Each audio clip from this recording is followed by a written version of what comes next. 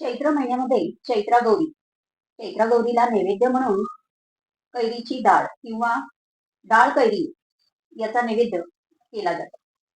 कच्च्या कैरी भरपूर प्रमाणात बाजारात आलेल्या आहेत. डाळ कैरी पानात असेल तर 2 घास जास्तच जातात.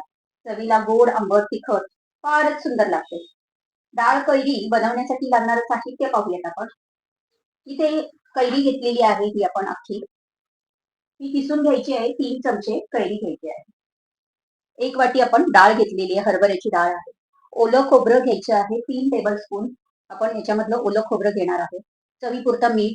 इथे तिखट आणि कमी तिखट अशा 3 मिरच्या घेतलेल्या आहेत मी.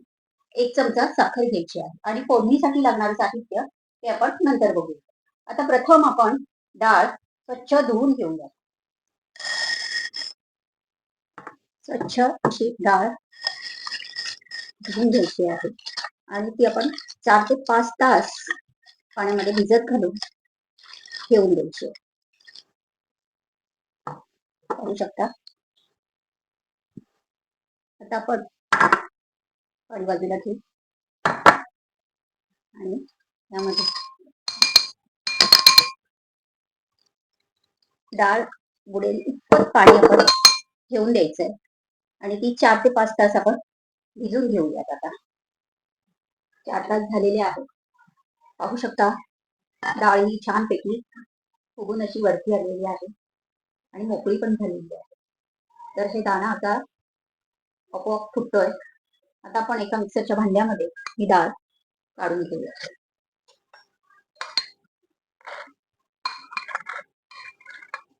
आणि ती जाडसर वाटून घ्यायची आहे.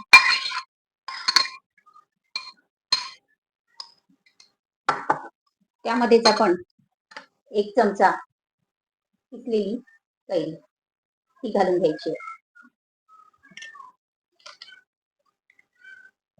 चवीनुसार मीठ घालून द्यायचं.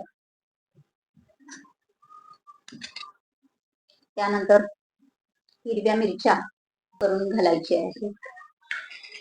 त्यानंतर आपण किसलेला त्या अगोदर आपण ओलं खोबरं किसलेलं ते घालून घेऊया. ओलं खोबऱ्यामुळे खूप छान चव येते. तर आता आपण मिक्सरच्या पाहू शकता अशा प्रकारे आपण ते जाडसर वाटून घेतलेलं आहे. आता आपण फोडणीचं साहित्य पाहूयात. इथे आपण तेल घेतलेलं आहे. 1 चमचा मोहरी घेतलेली आहे. 1 चमचा, अर्धा टेबल स्पून आपण हळद घेतलेली आहे आणि अर्धा टेबल स्पून हिंग घेतलेला आहे. तर आपण आता फोडणी करायला घेऊया. या भांड्यामध्ये आपण वाटलेली ही हरभऱ्याची डाळ काढून घेऊया.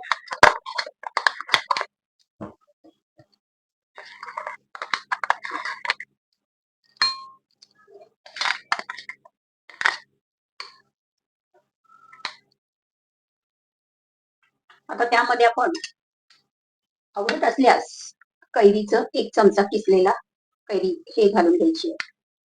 ही पायरी असल्यामुळे आंब्याचा प्रकार हे फारच गोड असतो.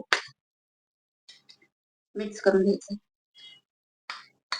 त्यानंतर आपण खोबरं, ओलं खोबरं हेही घालून घेऊया आणि मिक्स करायचं. इथे आपली कोथिंबीर राहिली आहे तर तीही आपण घालून घ्यायची. कोथिंबीर घालून घेऊया आणि मिक्स करायचं.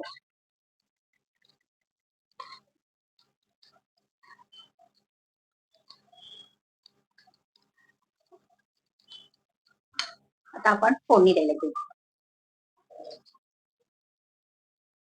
तेल घालून घ्यायचं.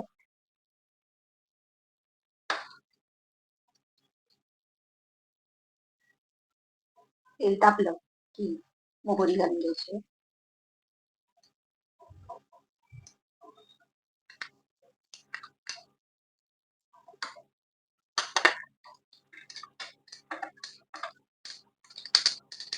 मोहरी तडतडायला लागली की गॅस बंद करूया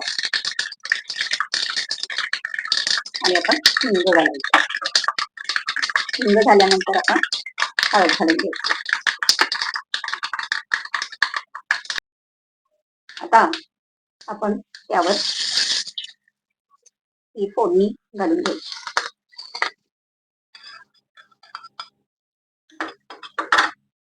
छानपैकी मिक्स करूयात.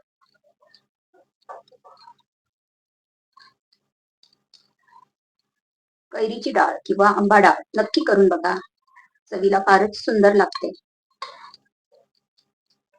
निश्चितच मसाला रेसिपीला अजूनही तुम्ही सबस्क्राईब केलं नसेल तर नक्की सबस्क्राईब करा आणि माझ्या रेसिपी कशा वाटतात हे कमेंट्सद्वारे नक्की कळवा.